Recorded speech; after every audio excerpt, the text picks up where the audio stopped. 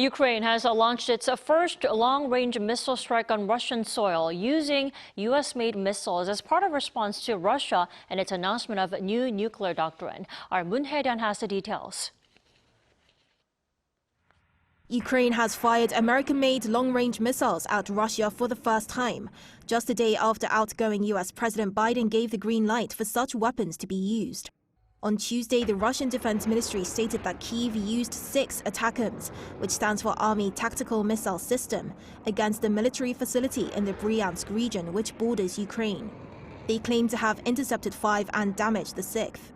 Ukraine, however, said the attack was successful and struck an arms depot around 70 miles inside Russian territory. Regardless of the attack's outcome, the event is significant as it marks the first instance of Ukraine using Western-provided long-range weapons to strike Russia's mainland. This comes a day after Washington approved Ukraine's use of ATACMS and just hours after Russian President Vladimir Putin signed a new nuclear doctrine that expands the conditions under which it can use nuclear weapons. Notably, the revised doctrine states that any attack supported by a nuclear power could be considered a joint attack against Russia. It also lowers the threshold for the use of nuclear weapons to respond to attacks that pose a threat to Moscow or its allies.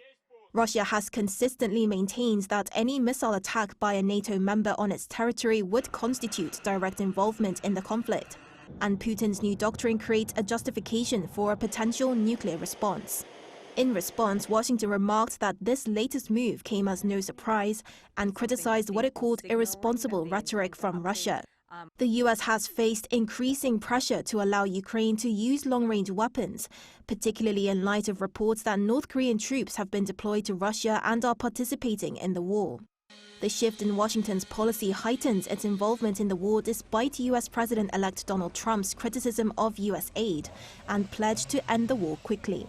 So there is the understanding that Ukraine needs to do all that it can between now and January, mid-January, in order to get itself into that best possible position, because it might well be more handicapped than it ever has been before come 20th January.